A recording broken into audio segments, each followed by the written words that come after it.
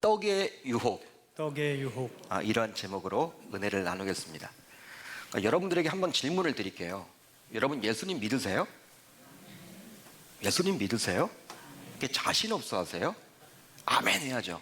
예수님 정말 믿으세요? 그럼 어떻게 여러분 그것을 보여드릴래요? 보여줘 보세요. 여러분 예수님 믿는다며요. 내 믿음을 여러분 어떻게 증명해 내겠느냐? 여러분 어떻게 우리가 살아야 될까요? 내가 예수님 믿는데 정말 믿는다면 그 예수님 믿는 것을 누군가에게 여러분 다 보여줘야 하잖아. 내 믿음을 어떻게 할 수가 있습니까? 우리가 바로 예수님을 믿는다는 것은요 다른 게 아니에요. 예수님을 점점 닮아간다는 거예요. 그러니까 삶 속에서 예수 믿기 전에는 뭐 정말 영 아니었는데 예수 믿더니 너무 달라졌다. 와, 예수님을 보는 것처럼 느껴질 때가 바로 예수님 믿는 거예요. 그러니까 여러분 어제보다 나은 오늘, 오늘보다 나은 내일이 돼야 하는 것이죠. 우리의 신앙이 점점 진보가 돼야 되거든요. 성장이 일어나고 성숙이 일어나야 되는데 우리가 예수님이 될 수는 없어요. 이단이죠. 어떻게 우리가 예수님입니까? 말이 안 되는 거죠. 그렇지만 예수님을 닮아가는 거예요. 그러니까 우리가 사복음서를 보면서도 예수님 이야기가 나오잖아요. 근데 그 예수님이 이렇게 행하셨다 그러면요, 이번 한 주는 나도 이렇게 한번 해봐야지. 나도 한번 시도를 해봐야지. 예수님처럼 한번 살아야지. 이게 바로 내 믿음이라는 거예요. 내 믿음. 오늘도 우리가 이제 예수님에 대해서 살펴볼 텐데 그 예수님의 모습을 보시고 그냥 은혜 받았네, 그냥 말씀 좋다, 뭐 영적 교훈 얻었다, 그게 끝이 아니라 이제 예배당에서 돌아가는 그 순간부터 삶으로 녹여낼 수 있기를 바랍니다. 그게 바로 여러분들의 믿음이에요. 믿음. 믿음은 여러분들 볼 수가 있습니다. 저 사람이 정말 예수를 믿는다. 그럼 여러분들 정말 예수를 믿으면 세상 사람들과 분명히 달라야 되거든요. 그걸 여러분들이 보여주면서 사시는 그런 복된 삶을 다 살아내실 수 있기를 우리 주님의 이름으로 축원합니다. 여러분 삶을 살면서요 어떤 위기를 만났습니다. 그 위기를 만났는데 이것이 하나님의 시험인지 사탄의 유혹인지 구분하실 수 있습니까? 쉽게 구분이 되나요? 쉽지 않던데요. 수학 공식처럼 이것은 하나님의 시험이야, 이것은 사탄의 유혹이야, 여러분 구분하실 수 있어요? 구분하신다면요 그분은요 대단히 영적으로 민감하신 분이에요. 하나님과의 관계가 여러분 너무나 좋으신 분이야. 어떻게 구분 잘 안 돼요 여러분. 대부분의 성도님들은 쉽지 않아요. 이게 하나님의 시험인지 사탄의 유혹인지 쉽지 않다라는 거예요. 그렇기 때문에 한 단어로 하나님은 지금 사용해주고 있습니다. 바로 사탄은 하나님에게서 시험받는 신자를 유혹할 수도 있고요, 또 하나님께서도 사탄의 유혹을 받는 한 사람을 연단할 수도 있기 때문이죠. 하지만 분명한 것이 있어요. 그것은 바로 하나님의 시험과 사탄의 유혹 모두 같은 단어를 사용하지만 하나님의 시험은 궁극적으로 우리의 신앙을 더욱더 단단하게 하고 복을 주기 위한 목적이라면 사탄의 유혹은 어떻습니까? 저와 여러분들을 넘어뜨리고 저주하기 위한 목적에서 행한다라는 것을, 그렇기 때문에 저와 여러분들은 잊어서는 아니 될 줄로 믿습니다. 여러분 구분은 된다라는 거예요. 같은 단어지만. 자, 오늘 본문 안으로 들어가 보면요, 이제 예수님께서 광야에서 시험을 받으십니다. 광야에서 시험을 받아. 예수님도 시험을 받았네? 예수님도 시험을 받았네? 우리가 여러분 위로를 얻죠. 우리가 삶을 살면서 여러 가지 유혹과 시험을 받는단 말이에요. 근데 오늘 말씀을 보게 되면요, 예수님이 사단에게 유혹을 받아요. 그런데 예수님도 사단에게 유혹을 받았다. 저와 여러분들도 사단에게 유혹을 받을 수밖에 없는 존재라는 것이죠. 그러니까 위기를 만나더라도 설령 사단의 유혹을 받게 되더라도 예수님조차도 이렇게 막 유혹했던 사단이기 때문에 참 우리가 정신을 바짝 차려야 하는구나 깨달아야만 하는 것이죠. 그러니까 위로가 돼요. 오늘 말씀을 보게 되면. 여러분 오늘 말씀을 보게 되면 예수님께서 광야에서 시험을 받았습니다. 그런데 받기 직전에 세례 요한을 통해서 세례를 받으셨다는 사실을 우리가 놓쳐서는 안 돼요. 제가 항상 강조를 하죠. 그 말씀, 그 본문만 보지 마시고 그 앞부분을 보시고 그 뒷부분을 봐야 된다. 사장은 그때라고 시작해요. 그때로. 근데 그때는 바로 세례를 받은 그때를 말하는 거예요. 세례받고 난 다음에 그걸 말하는 거예요. 3장 마지막 부분을 보게 되면 예수님께서 세례 요한에 의해서 직접 세례를 받게 됩니다. 세례가 필요 없는 분이 저와 여러분들에게 본을 보이고자 세례를 직접 받으셨어. 따라서 예수님께서 세례를 받으신 이후에 바로 성령께서 예수를 광야로 이끌어 시험을 받게 하셨다라는 사실이에요. 자, 4장 1절을 볼까요? 이렇게 기록이 되어 있죠. 그때 예수께서 성령에게 이끌려 마귀에게 시험을 받으러 광야로 가사, 이렇게 기록이 되어 있습니다. 자, 이 구절과 병행 구절인 마가복음 1장을 보게 되면요, 여기 나와 있는 예수께서 바로 성령에게 이끌려, 이게 어떤 의미인지 우리 오늘 본문은 잘 와닿질 않거든요. 예수께서 성령에게 이끌려, 이 부분이 잘 와닿지가 않은데 병행 구절인 마가복음 1장을 보게 되면 성령이 다소 강압적으로 예수를 광야로 이끌었음을 알 수가 있습니다. 예수님의 의지와 상관없이. 제가 마가복음 본문을 읽어드릴게요. 성령이 곧 예수를 광야로 몰아내신지라. 몰아냈다라고 기억을 해. 몰아냈다. 몰아냈다라는 건 뭐예요? 몰아내다라는 의미는 원어를 보게 되면 쫓아내다, 강제가 들어갑니다. 강제성이. 그러니까 예수님의 의도와는 상관없이 성령 하나님이 지금 예수를 광야로 몰아세운 거예요. 어려움을 준 거예요. 광야에 들어가도록 그냥 밀어낸 거예요. 예수님께 묻지 않고. 그런 의미가 있는 거예요. 그렇다면 성령, 우리가 알고 있는 인격적인 그 성령 하나님께서 그렇게 하신 이유는 과연 뭘까? 왜 예수님을 그 광야로 몰아세우신 것일까? 밀어내신 것일까? 왜 쫓아내신 것일까? 우리가 알기로 성령 하나님은 인격적인 분 아닙니까? 그런 분이 왜 예수님과 상의하지 않고 그렇게 여러분 몰아세웠을까? 바로 광야의 시험을 통과하지 않고서는 하나님의 아들로서의 정체성을 가지고 이 험난한 세상에서 온전히 살아갈 수가 없기 때문입니다. 할렐루야, 할렐루야. 이거예요, 이거. 자, 예수가 세례를 받게 되자 하늘로부터 다음과 같은 소리가 들려졌어요. 여러분, 마태복음 3장 17절, 3장의 마지막 절인데 이렇게 기록되어 있죠. 내 사랑하는 아들이요 내 기뻐하는 자라. 누구의 음성입니까? 하나님의 음성이죠. 하나님께서 많은 사람들이 듣도록 이제 예수님을 공적으로 인정해 준 거예요. 그 전에도 물론 하나님의 아들이었지만 이제 많은 사람들이 진짜 알도록 이렇게 말씀해 주신 거예요. 공생의 사역을 시작하기 전에 하늘에서 이렇게 음성이 들려졌어. 내 사랑하는 아들이요 내 기뻐하는 자라. 이 음성이 들려진 이후 이제 본격적인 공생의 사역을 해야만 했습니다. 예수님께서는 하나님의 아들의 권세를 가지고 공생의 사역을 시작해야만 했는데, 그렇게 하기 전 성령은 예수를 우선 광야로 데려가서 시험을 받도록 한 거예요.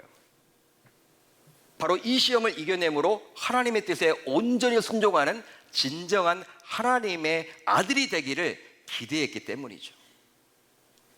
그러기에 홀로 머물 수밖에 없는 광야로 성령은 예수를 몰아세운 거예요. 몰아낸 거예요. 여러분, 광야는요, 누구에게 여러분 집중할 수 있습니까? 오로지 하나님이죠. 하늘만을 바라볼 수가 없어. 소망이 없습니다. 얼마나 불편한지 몰라. 도시로 여러분 몰아세우지 않았어. 도시로. 편리한 그러한 화려한 그런 곳으로 예수님이 여러분 가서 시험 받은 게 아니라 광야. 성령 하나님께 몰아세운 거예요. 왜? 누구에게 집중하라? 네가 이제 하나님의 자녀가 되었으니, 하나님의 아들이 되었으니 누구에게 집중해야 된다? 누구의 뜻을 구하며 살아가야 된다? 하나님. 결국 이 예수님은요 40일 금식을 하십니다. 그 광야에서 하나님의 뜻을 알고자, 하나님께 보다 집중하고자, 그런 의도를 가지고. 근데 그런 상황 가운데 사탄이 예수를 유혹했던 거예요. 야, 금식 기도까지 했는데, 40일 금식 기도를 했는데 성령 충만한 상태에서 사단이 유혹을 해. 참 여러분, 사단은 끈질겨요. 그만큼. 그런데 지금도 마찬가지예요. 지금도 하나님의 자녀로서의 정체성을 가지고 살아가려 하면요, 온갖 사탄의 시험과 유혹을 이겨내야만 합니다. 여러분들이 말씀을 듣고, 야 그래, 내가 하나님의 자녀지, 내가 자녀이니까 이제 말씀대로 내가 직장 생활도 해야 되겠다, 사업도 해야 되겠다, 가정도 그렇게 우리 자녀들과의 관계 속에서도 내가 하나님의 자녀로서 말씀대로 해야 되겠다, 나도 예수님처럼 해야 되겠다, 그런 마음을 가지고 가면요 어떻게 돼요? 사탄의 유혹과 시험을 받을 수밖에 없다는 거예요. 충돌이 일어나죠. 여러분들은 하나님의 자녀의 그러한 마인드를 가지고 살아가려고 하지만 세상은 그것을 용납하지 않거든요. 부닥칠 수밖에 없어. 어쩌면 승진도 안 돼. 예? 주변 사람들이 너 그렇게 했다가는 승진도 안 돼. 너 그렇게 했다가는 사업 쫄딱 망해. 세상에 돌아가는 과정은 따로 있는 거야. 네가 믿는 하나님은 교회 안에만 있지 않냐? 너 왜 사업의 현장에까지 나와서 그렇게 하나님의 뜻을 구하며 살려고 그러니? 너 그러다 망해. 여러분, 그런 유혹 같은 것들을 엄청나게 받게 된다는 거예요. 주변 사람들을 통해서, 어떤 그러한 분위기를 통해서, 환경을 통해서. 하지만 세상 사람들과 별반 다를 바 없는 모습으로 살아가는 신자들이 있죠. 교회 정도 출석하고 또 봉사하고 헌금하고 순종하고 뭐 그런 사람들, 썬데이 크리스찬들, 이런 분들은요, 뭐 세상 불신자들과 별반 다를 바가 없잖아. 주일날 교회 나오는 것 그것밖에 차이가 없잖아요. 그런 분들은요, 삶의 현장에서 사탄에 유혹하지 않습니다. 사탄이 시험하지 않아요. 절대 시험하지 않습니다. 왜? 사탄이 보기에도 그냥 가만 놔둬도 내가 좋아하는 일을 하는데, 하나님의 뜻을 대적하는데 굳이 내가 힘을 빼서 그렇게 뭐 할 필요가 있나? 그냥 놔두는 거예요. 놔두는 거. 여러분, 따라서 신자인 우리는 기억해야만 해요. 뭘 기억해야 되느냐?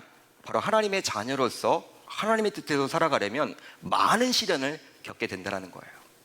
이걸 놓쳐서는 아니 된다는 것이죠. 아마 여러분들 가운데서도 이런 분들이 있을 거예요. 야, 그래도 나는 하나님의 자녀인데, 하나님의 뜻대로 살려고 몸부림을 치는데 왜 내 삶은 이렇게 힘들고 빡빡하고 어렵고 고통이 있을까? 답답하다. 나는 그래도 말씀 붙들고 살아가려고 하는데, 하나님의 자녀답게 살아가려고 몸부림을 치는데 왜 일이 이렇게 잘 안 풀리지? 이런 분들이 계시죠? 계신단 말이에요.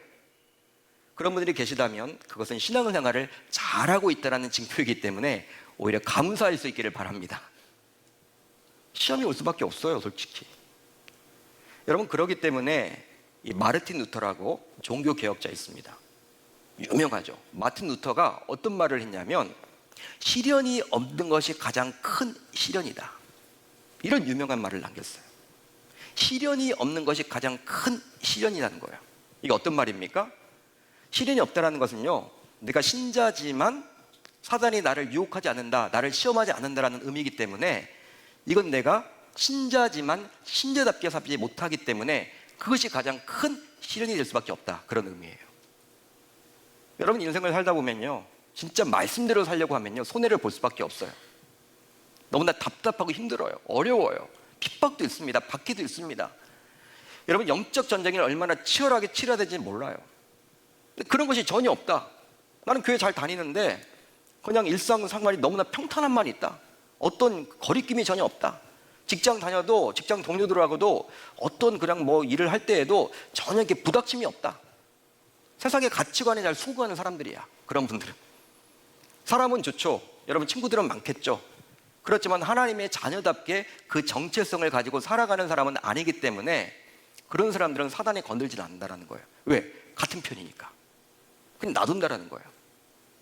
여러분, 마르틴 루터의 이 말, 시련이 없는 것이 가장 큰 시련이다, 이 말이요, 우리에게 울림이 되는 것이죠. 사탄은 이제 예수님을 시험했는데요, 그것도 40일 동안 금식을 했기에 배가 몹시도 고팠던 예수님을 다음과 같이 이제 유혹합니다. 자, 오늘 본문 3절을 볼까요? 이렇게 기록이 되어 있죠.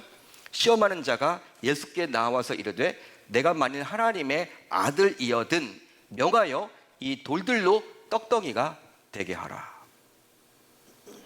여러분, 한번 곰곰이 생각을 해보십시오. 줄임배를 채우기 위해서 돌을 가지고 떡으로 만들어서 먹는 그것이 정말 크게 문제가 될까요? 여러분, 어떻게 생각하십니까? 배고픈데. 여러분, 그런 말도 있잖아요.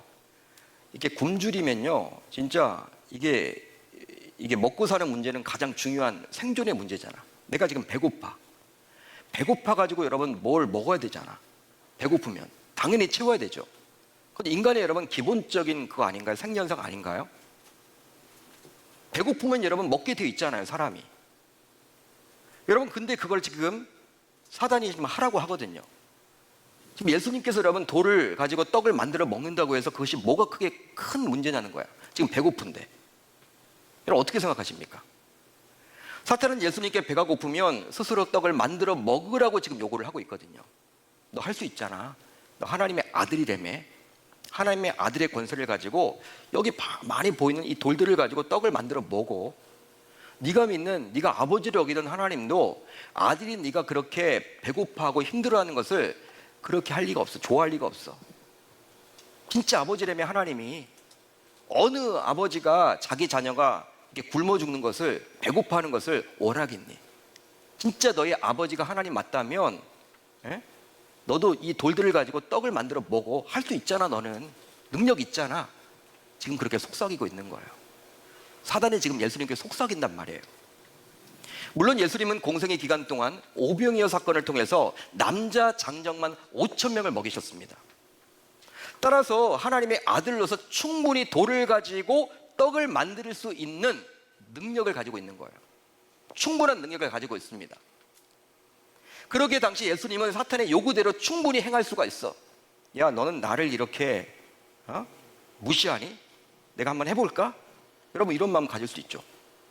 인성을 가지고 있는 예수님의 입장에서는. 저와 여러분들과 동일하잖아. 여러분, 누군가 와서 나의 자존심을 건든다. 나 할 수 있는데. 우리 하잖아요, 보통. 그래, 내가 해볼게. 나 이 돈 있어. 할게. 보통 여러분, 우리 인간이 이런 마음 갖잖아요. 지금 사단이 너 할 수 있는데 만들어 먹어.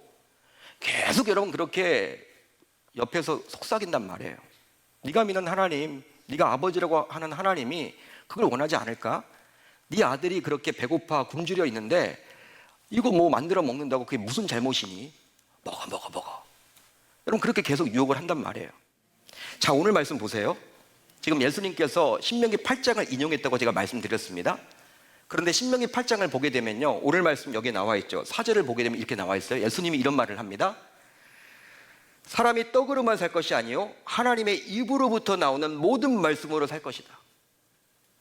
그냥 하나님의 말씀으로 살 것이다가 아니에요. 하나님의 입으로부터 나오는 모든 말씀으로 살 것이라고 모세는 왜 이렇게 말씀을 이야기하면서 하나님의 입 이야기를 했을까요? 그 이유가 있겠죠. 하나님이 여러분 입에서 나오는 말씀을 통해서 천지가 창조되었습니다. 할렐루야. 창세기 1장을 보세요. 하나님이 말씀하시면 모든 것들이 다 만들어졌잖아요. 하나님의 입에서 나오는 말씀, 그러니까 영적 권위. 하나님은 다른 분이라는 거예요. 모세가 그것을 강조하기 위해서 하나님의 말씀의 권위, 권세를 강조하기 위해서 하나님의 입으로부터 나오는 모든 말씀이라고 지금 표현을 해주고 있죠. 따라서 예수님은 그 말씀, 하나님의 입을 지금 주목하고 있는 거예요.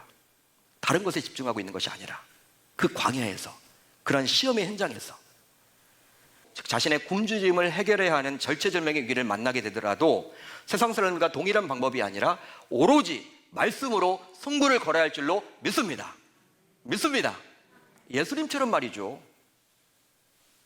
다른 것에 소망이 없어요. 말씀. 왜? 말씀을 통해서 하나님의 뜻을 발견할 수 있기 때문에. 그렇다면 어떻게 하나님의 아들인 예수님은 이 쉽지 않은 사탄의 유혹을 이길 수 있었을까요? 여러분, 예수님이시니까 그렇게 했다, 그렇게 여기지 마세요. 오늘 말씀에 나와 있는 예수님은 저와 여러분들과 같은 인성을 가지고 있습니다. 줄이셨어요. 배고프셨어요. 진짜 배고프셨어요. 40일 금식했으니 얼마나 여러분들 힘들겠습니까? 이겨내셨잖아요. 어떻게 이게 가능했을까? 바로 성부 하나님에 대한 절대적인 신뢰를 가졌기 때문입니다. 실제로 예수님은 자신의 아버지인 하나님께서 자신이 떡을 달라 했을 때 돌을 주지 않으며, 자신이 생선을 달라 했을 때 뱀을 주지 않을 것이라고 확신을 가졌어요. 하나님은 내가 떡을 달라고 할 때 돌을 주신 분이 아니야. 하나님은 어떤 분이냐? 내가 생선을 달라고 하면 뱀을 주시는 분이 아니지. 하나님은 정말 좋으신 분이지. 나의 아빠, 아버지시지. 더 좋은 거 주실 거야. 신뢰, 믿음이죠. 따라서 주변에 있는 돌들을 보면서 예수님은 아직 아버지께서 자신에게 떡을 주실 때가 아니라고 본 거예요. 하나님이 주시겠지. 주실 거야. 그렇지만 지금은 때가 아니야. 그 돌들을 보면서도 그런 마음을 가진 거예요. 그러기에 비록 자신에게 능력이 있었지만 아버지께서 친히 주실 때를 기다리며 이 돌을 가지고 떡을 만들어 먹지 않았습니다. 여러분, 이런 모습이야말로 하나님의 자녀로서 가져야만 하는 신앙의 자세라고 볼 수 있는 거예요. 여러분, 믿으시면 아멘. 믿으시면 아멘. 따라서 하나님의 자녀인 우리도 이런 예수님의 모습을 본받아야 하는 거예요. 다른 누군가를 본받는 것이 아니라 그분이 나를 책임져 주시겠지. 지금 힘들고 어려워도 하나님이 함께 하시니까 나에게 능력 주셔서 잘 이겨내도록 해주시겠지. 그런데요, 예수님처럼 오직 하나님만을 신뢰하게 되자 결국 어떤 일이 벌어집니까? 놀라운 일이 벌어집니다. 결국 하나님께서는 적절한 때에 자신의 아들인 예수에게 하늘 양식을 내려주셨어요. 놀라운 말씀이 바로 11절에 나와요. 11절을 같이 읽어볼까요? 시작. 예수를 떠나고 천사들이 나와서 수종드니라. 결국 광야에서 예수님을 3번씩이나 유혹한 사탄이 떠나게 되자 어떤 일이 벌어집니까? 하나님의 명을 받던 천사들이 예수님을 수종들게 되었어요. 천사들이 나타나서 예수님을 수종들었어. 수종들었다, 어떤 말일까요? 잘 와닿지 않죠? 이게 어떤 뜻이냐? 여기서 수종들다라는 단어는 결국 디아코네오라는 헬라어입니다. 디아코네오. 헬라어를 여러분 딱 우리가 보게 되면 어떤 뜻이냐면 식탁에서 시중들다. 하나님께서 만찬을 차려주신 거예요. 40일 동안 금식했던 그 예수님을 위해서, 굶주렸던 예수님을 위해서 하늘 양식이 딱 채워진 거야. 그리고 천사들이 시중 들고 있어. 예수님은 딱 가운데 앉아서 식사를 맛있게 하는 그 장면이죠.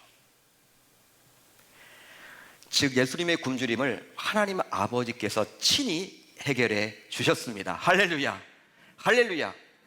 오늘 본문은 그렇게 나와요. 이제 말씀을 정리하겠습니다. 여러분, 과연 우리 스스로 떡의 유혹을 이길 수 있을까요? 내 힘만으로? 여러분 어떻게 생각하십니까? 먹고 살아가는 문제는 생존의 문제이기 때문에 신자인 우리에게도 너무나도 중요해. 근데 이 먹고 사는 문제 때문에 하나님의 자녀의 정체성을 잃어버리고 살아갈 때가 너무나 많단 말이에요. 내가 예수 믿는데, 내가 하나님의 자녀인데, 나는 교회 다니는데, 나는 하나님의 말씀을 하나님의 말씀으로 믿는데, 교회에서는 은혜 받아서 결단하지만 직장과 사업장에 가게 되면 이 생존의 문제 앞에서는, 이 돈의 유혹 앞에서는 넘어질 때가 너무나 많잖아요. 세상 사람들과 다를 바가 없잖아요. 세상과 타협한단 말이에요. 이걸 하나님이 모를까요? 안단 말이에요. 중요한 문제이기 때문에 이 3가지 사탄이 유혹을 하면서도 가장 첫 번째로 이 유혹을 지금 기록해주고 있는 거예요. 너무나도 중요하기 때문에. 어떻게 해요? 예수님이 이겨냈듯이 너희들도 하나님의 자녀라면 동일하게 이겨내라는 거예요. 할렐루야. 직장에서도 하나님의 자녀로서의 정체성을 가지고 살아가라는 거예요. 사업을 하면서도 하나님의 자녀로서의 정체성을 가지고 살아가라는 거예요. 쭈삣쭈삣 하지 말라는 거예요. 너희들은 다른 인생이라는 거예요. 돈 얼마 때문에 자존심을 팔지 말라는 거예요. 하나님의 자녀로서의 정체성 다 주시는데, 하늘 양식을 주셔서 다 먹이시고 입히시는데 그분의 뜻에 따라서 살아야지 너 왜 세상의 관행을 따라가니? 세상 친구들은요, 너 그래봤자 승진 못해, 너 그렇게 사업해서는 다 망해, 관행 따라 관행 따라. 마치 사탄처럼 속삭여요. 여러분 어떻게 살아가실래요? 저는 이제 여러분들에게 보여드렸어요. 우리가 처음 시작할 때 예수님 믿는다고 하면 예수님을 닮아가야 한다는 걸 말씀드렸어요.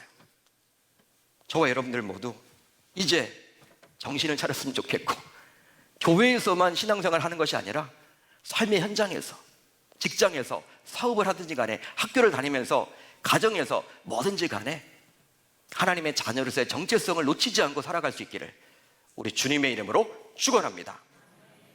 바로 오늘 본문에 나오는 예수님을 롤 모델로 삼아서 말이죠. 즉 아버지 되시는 하나님을 절대적으로 신뢰했기에 오직 그분의 말씀으로만 살겠다고 당당하게 외쳤던 그리스도를 떠올리며 떡의 유혹을 이겨낼 수 있기를 우리 주님의 이름으로 축원합니다. 축원합니다. 11절이 있기 때문에 우리가 기쁘잖아요. 소망이 있잖아요. 그래, 하나님이 책임져 주시는구나. 이런 영적인 지혜를 꼭 얻고 돌아가는 저와 여러분들이 다 되시기를 우리 주님의 이름으로 축원합니다.